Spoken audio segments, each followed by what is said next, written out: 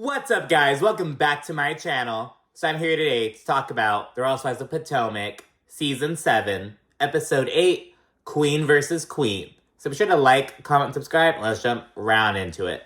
So, naturally, we pick up where we left off. Wendy just got up from the table. She's really pissed. She's also really emotional. She said she needs a hotel room. She just doesn't really want to stay in that home. She doesn't really feel safe. She doesn't feel like it's a good environment. Ashley says that she thought Mia's bullshit was unnecessary, and Gizelle, her immediate response is, they were both unnecessary. So we clearly see, in the last episode, we also saw that Gizelle and Robyn are firmly Team Mia, essentially, but they, continuously remind us of this. You know what I mean? So Ashley, she's remarking on, oh my gosh, all that physical shit that Mia just did was unnecessary. Giselle, you're like, Wendy was unnecessary too. And it's like, oh my gosh, okay, so that's the vibe that they're on.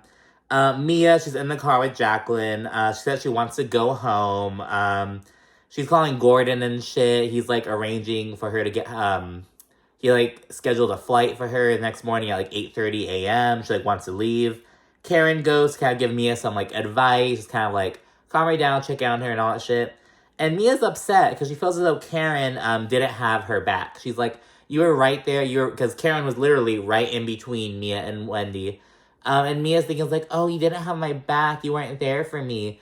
And Karen's like, look, two wrongs don't make a right. I'm not, what the hell? You know how Karen is. Karen's very, some people might say, Giselle's whole thing, and also Gizelle and Mia, their whole thing is, oh, Karen, she, rides the fence. She's, she, likes playing, being in the middle, essentially. Playing both sides, whatever you want to say. But I also think Karen's also rather, level-headed. Because that's how it kind of fucking is a lot of the time.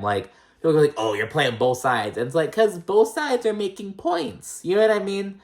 So, Karen, she's kind of like that. It gets on some people's nerves, but I kind of also have a tendency to kind of not, just kind of try to stay objective. You know what I mean? Obviously, there's some situations where it's no, you totally fucked up. I mean, that. And this is arguably one of those cases, Mia did fuck up, but Karen is, she's all right, I'm friends with Wendy, I'm friends with Mia, let's just navigate this shit together.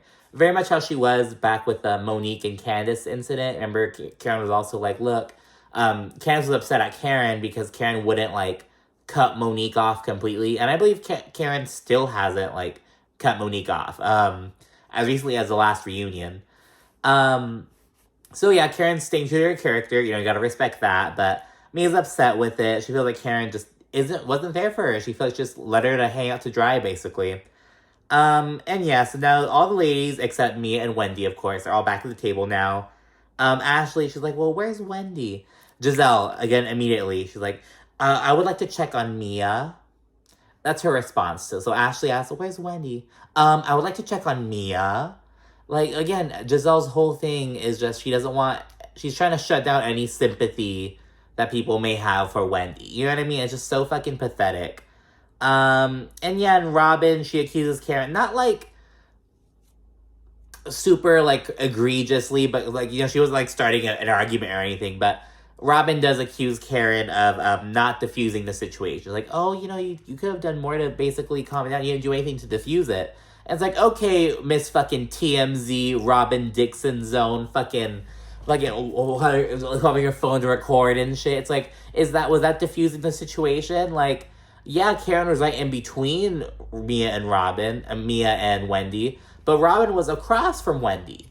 Robyn was damn near, almost just as fucking close. You know what I mean? It's just oh my goodness, just whatever. Ashley then gets up to go talk to Wendy, and when she's there, she kind of fills Wendy in on how, oh yeah, Mia, she's she kind of wants to go home. She's, in that moment right now. And Wendy's Mia should go home. She committed assault.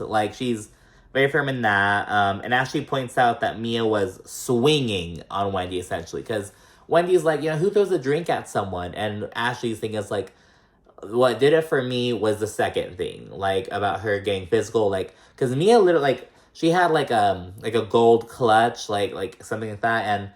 And, she literally, fucking tried to, hit Wendy with it, with some fucking force. It wasn't, a fucking, oh, haha, not a fucking love tap kind of thing. No, she, fucking, heavy, hand over her head, tried to fuck it. Like, it was, like, a big...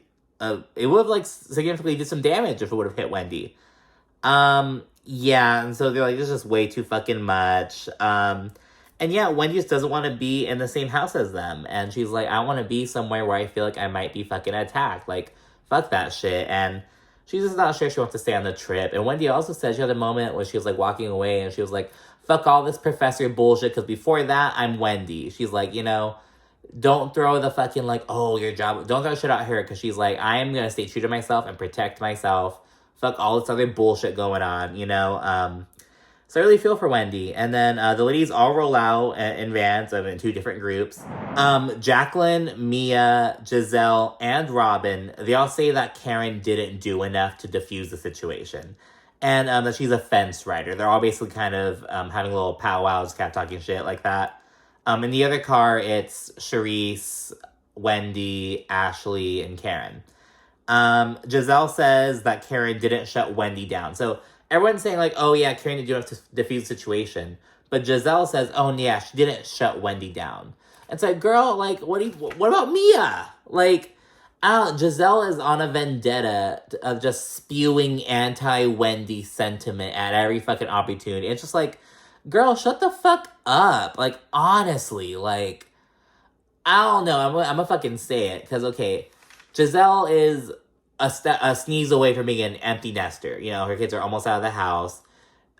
She's no really romantic things going on. She's gonna get so much worse in the next, like, season or 2. Like, oh my goodness. Just, like, because she has nothing else really going on except, like, because she doesn't have every hue beauty going on anymore. Reasonably shady. It's causing its own controversies. Its own controversies of James Harden and all that shit. I haven't forgotten about that.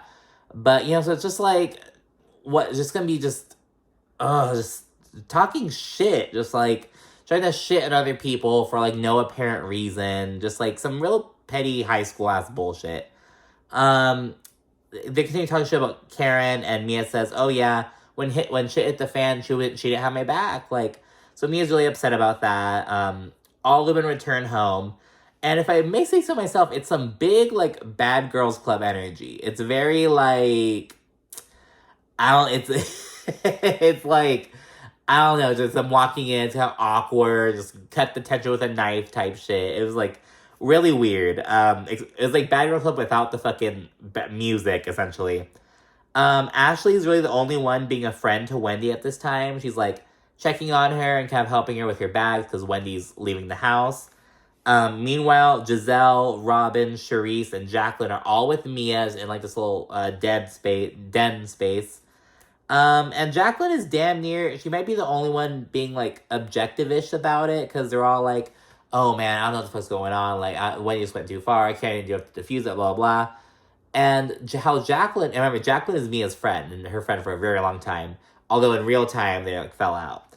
And Jacqueline on my fucking nerves this episode. We'll tell you about later on when it comes up. But, Jacqueline says, she's like, look, like, Wendy, she's a professor, she's a teacher, she's used to having, like, she's the one in power a lot. And Mia, she's a boss, she's not hearing no. So, like, how Jacqueline put it was, like, these 2 women who are always, like, the top dog, essentially, are now going head-to-head, and it's just not going well. And it's like, oh, I wouldn't say exactly like that, because as Wendy says it later on, she's like, just because you wear a blazer and heels doesn't make you a fucking boss bitch. You know what I mean? Like, I don't know. I would not call Mia a boss. I understand, like, I'm just not going to say it. It's like, Gordon's the boss, and he just gave Mia the reins so he could retire legally, but, yeah, I don't know, but that's what's going on. And yeah, and then it's the morning of day 2. There's a little montage. Robyn, she's on the phone with Carter, her older son, who's like 14, I think. And she says that Juan couldn't get out of bed to take her kids to school because her sons both stayed home from school that day. And she tried calling Juan at like 7:45. She probably has their location, thought they were still at the house. I was like, what the fuck? And he was fast asleep. And it's like, this can't be the same Juan that like 2 seasons ago was getting on Robyn's ass and being like, oh, it's not attractive when you don't get out of bed till noon, and when you like you have to get the kids ready and so on. It's like, what happened to that? It was like, okay, Juan. And it was also like, why don't kids take the fucking bus? It was like, I want to take the bus. I don't know, but anyways, this kind of stood out to me. It was the only thing in the montage. I was like, well, why is... What? Because one was talking all this shit about Rob, and granted, being asleep at 7:45 is being asleep at noon isn't the same thing, but yeah, there's a little bit of that irony. We then see Ashley, Gizelle, and Charisse are all having breakfast and shit. Ashley says that she was upset the night before because she dislikes physicality. She's like, I'm not with the violent shit. Gizelle then says, oh, it was a good thing that you were in the bathroom when, the incident with Candiace and Monique happened, because Ashley wasn't there to see it with her own eyes. And then they Gizelle and Charisse both kind of bring up that Ashley's whole, like, oh, like, I'm not okay with violence, that stance is kind of hypocritical, essentially. And it's because back when Candiace and Monique had their thing, Ashley was still cool with Monique. In fact, Ashley wrote a statement for Monique, taking it back to fucking season 5. And so, yeah, and they're like, oh, so now all of a sudden, like, you're anti-violence, but you're cool with Monique back then. But Ashley is like, well, Gizelle, like, it's same fucking shit with you. You were so anti-violence with Monique, and now you're, like, cool with it with Mia, so what the fuck? It was rich that Gizelle's fucking ass is over here trying to call Ashley out for, like, oh, you're being a flip-flop, or you're, like, changing your stance up because it's convenient for you. It's like, girl, you're doing the same damn thing. If Ashley is fucking being contradictory, they didn't say hypocritical, they said contradictory, excuse me. If Ashley's being contradictory, then Gizelle is too. Like, I was just so lost on me. It was just like, do you not hear yourself? Like, it's just amazing. Like, do you guys, because Gizelle's like an OG, like, do you not know how you, like, would seem on TV? Like, I was just, oh my God. Robyn, Mia, and Jacqueline then emerge and kind of join the party a little bit. Mia decided against flying back home. Candiace is upstairs because she got home at, like, 11 p.m. After all the drama unfolded and everything. She's upstairs getting ready, and she says she came ready to party, ready to take shots and all that shit. And she was met with this fucking mountain of bullshit. It was just like, girl, what the hell? Like, and yeah, and Robyn filled Candiace in the night before when she got there. And Candiace says that Mia should be the one to leave, not Wendy. Because right now, Wendy's out the house, and it's kind of like up in the air what's happening. Like, they know Wendy's in Miami, and it's still there. She didn't go home, but they're like, she's not at the house or anything. Birthday girl Karen then emerges, and Mia, she says she's putting her feelings aside. Because Mia's not very happy with Karen right now. She feels like Karen didn't have her back and shit. But she's putting that aside, and she wants to celebrate Karen. Allegedly, so that right now. The ladies then head outside to kind of chill by the pool. And notably, Candiace is, like, low-key, like, not fucking with Mia. But she's being really polite. But, like, they just really aren't interacting. Like, it's a very, like... You can tell that there's, like, a nice big old wall that they're trying to scale. You know what I mean? Just was kind of funny. Okay? Like, she's being polite. There's no conflict, but it's just, like, there's no warmth in their interactions or anything.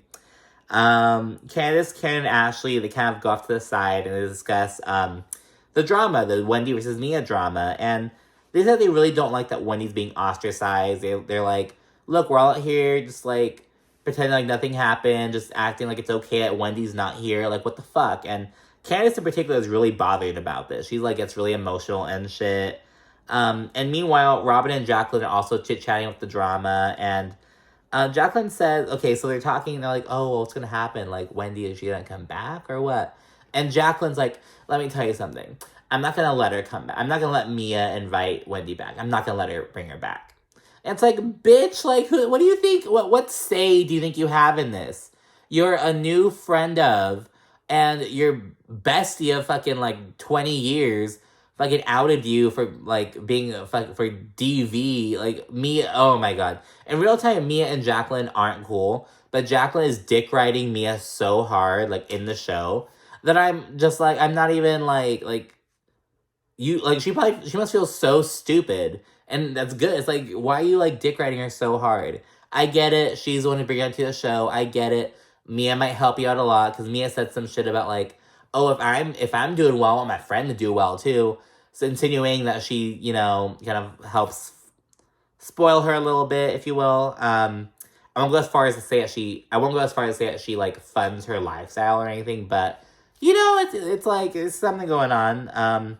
Some exchange happening, but yeah, Jacqueline is just so fucking annoying in this whole episode. But yeah, going back to the Candiace, Ashley, Karen group, it's talking about Wendy, and Candiace gets emotional, and she's like, no one cares about Wendy. Like, it's like, what the fuck? And she's like, Robyn's being a hypocrite, because Robyn, she's like, justifying Mia's actions. Like, when she was telling the story to Candiace, Robyn was like, because you know how Wendy can be. She won't let you talk. She just talks over you. Just gets really irritating. Just kept really being empathetic with Mia's cause. And it's like, okay, Robyn.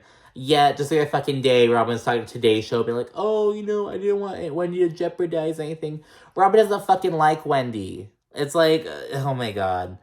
But yeah, Candiace says the whole thing is triggering because, like, it's showing that people think that it's, like, okay for people to just do whatever because they cannot use their words. So it's bringing Candiace back to the whole drama with Monique, and so it's triggering. However, Robyn thinks the whole thing is apples to oranges. She thinks that it's like, the situation between Wendy and Mia has nothing to do with the Monique and Candiace situation. But yes, that's Robyn's take, and Robyn admits, she's like, look, I'm not, like, I'm just kind of staying in the middle, and the producer says, oh, well, you do seem to be kind of siding more with Mia. And Robyn's like, because I don't like Wendy. So yeah, Robyn's team Mia.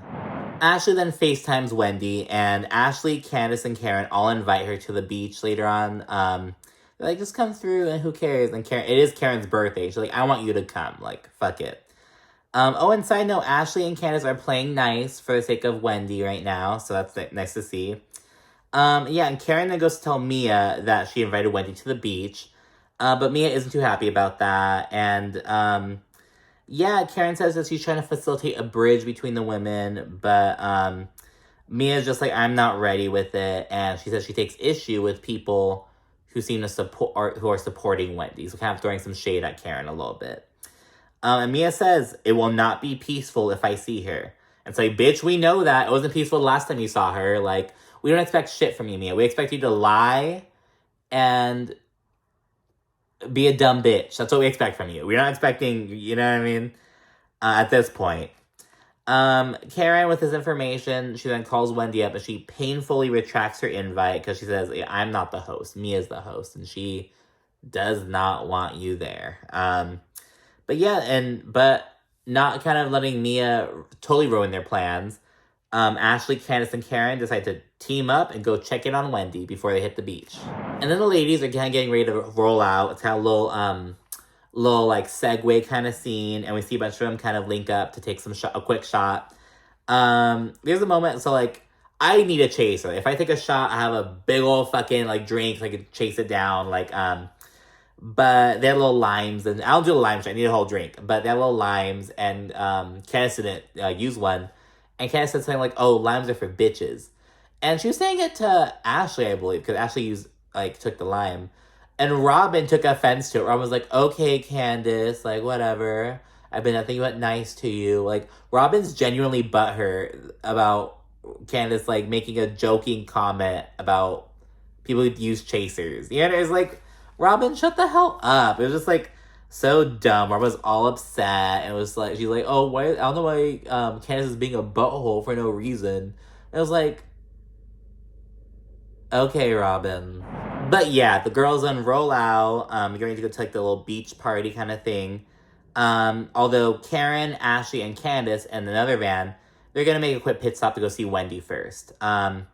Once Mia learns this information, so Mia's like in her other car and she finds out, she gets her fucking tall ass out of the back seat, goes to their car, opens the door, and she tells Candiace and Ashley that they need to find another place to stay when they come back. She says Karen can stay because Karen was transparent with her. Not really because it was Karen's birthday. She's like, because Karen came up to me and said that she wanted to go see Wendy, but you bitches are just doing it, so you guys have to find somewhere else to go. And she's like, oh, no, you're not doing that. And it's like, you musty bitch. It was like, she was talking all this stuff, like, oh, I can go to Miami, it's gonna be so fabulous. They're, like, not even in Miami. They're, like, some fucking little suburb. She's like, oh, we don't have this nice old place. It does not have enough rooms, and the rooms it does have are subpar. And now she's kicking bitches out. Like, what the fuck, Mia? And she's like, all this shit, like, oh, we're actually going to a different state, blah, blah, blah. It was like, when Wendy took us to the Eastern Shore, it might have been in Maryland. It was a beautiful home, and there was room for everyone and their goddamn husbands. You know what I mean? And Wendy, no, and Mia can't even fucking, like, oh my god, that Mia bitch is just a mess. But yeah, so she says that they need to find a place to stay. Ashley and Candiace are not planning on going anywhere, and they both read Mia down for filth in the confessionals. People were saying that Ashley was kind of channeling her Candiace energy, but yeah. And then the cool group, Ashley, Karen, Candiace, and Wendy, they link up at a Cuban restaurant. It was actually featured on Real Housewives of Miami last season. Alexia and her son Peter went there for like a sit down. It's called Versailles. And yeah, and the other hoes are at the beach. At the table, Wendy drops some fucking tea. Because they're kind of talking about the drama, and Wendy's like, and why the fuck would Mia throw a drink at me over Peter? Like, what the fuck? And then Wendy proceeds to say that, so, according to Mia, Peter's like her brother, they're super fucking close, all this shit. But Wendy says that Peter used to go on like vacations with Mia and Gordon and shit. But Peter said that Mia did some snake shit to his girlfriend at the time. And so he kind of didn't fuck with them anymore. So it's like, what's the truth? There are all these contradictory stories kind of surrounding Peter, who is known to be thirsty as fuck. That was interesting. So kind of like, ooh, like... Wendy then says Mia is on a power trip and that putting on a blazer and heels does not make her a boss. Meanwhile, the girls at the beach are just kind of chilling. Mia is salty over Karen, and Jacqueline is dick riding so hard. Like, they're kind of talking shit about Karen and the other ladies, and Jacqueline is just kind of parroting Mia. It's kind of saying shit. It's kind of it's just so... It's like, girl, shut up. Like, fuck. They just kind of start taking shots, and then vibe shifts, kind of party and shit. They're all kind of twerking, or trying to twerk. And, Robyn, she's, like, looking at Mia's ass. She's like, I don't see no lumps on that ass. You know, because remember, according to Mia, she has all these lumps all over her body, including on her ass, that she has to get removed still. So it's like, I don't see them. But yeah, in her confessional, Robyn, she's like, maybe it went away. That was fast. At that point, everyone kind of preps to go back to the house and just kind of touch base, refresh, all that stuff. Except for Candiace, because she's going to go to the studio to go see Trina. And Wendy, who is staying at her own hotel, she's like, oh, like, can I go with you? And they're like, yeah. So Candiace and Wendy are going to go see Trina, and then we see them do it. So they're at the studio seeing her. Trina, she gives Candiace her props and everything, and we hear a snippet of her new song, Insecure, which just came out. And yeah, both Candiace and Wendy are both super fucking hype and proud and shit. And then as they're leaving, they kind of have a little slither moment. They're like, what if we teach Trina how to slither? And yeah, so there's that little moment. And then back at the house, we see our ladies, and it's chill vibes and shit. Ladies are all catching up, and Gizelle's kind of lit. Jacqueline, she then, like, summons Karen upstairs to come talk to Mia, who's standing right there, and some, like, pathetic mean girls ass. She's like, Jacqueline, like, what are you doing? Like, what are you doing? You know, it's just so pathetic. And then we see Mia, who has no makeup on because she just came out of the shower, and Twitter was eating Mia alive over her no makeup look. I'm not gonna say anything about it. I'll just put some pictures up. But, yeah, so she has no makeup on. Jacqueline is doing all the fucking talking, and Mia, she's, like, all in her feels and thinks that Karen isn't being loyal. Just some stupid shit. It's reminding of, God, who else is very, like, loyal, like, is that Marlo? Is that who I'm thinking about? Oh, Teresa, too. Teresa's all about the loyalty and shit. Just kind of depends. There are a few different people who are like that. But yeah, Mia is really upset that Karen wasn't there for her. And then Karen is like, all right, Mia, so you don't like having friends. You like having yes men. You like having people around you who are going to support you and no matter what you're doing wrong.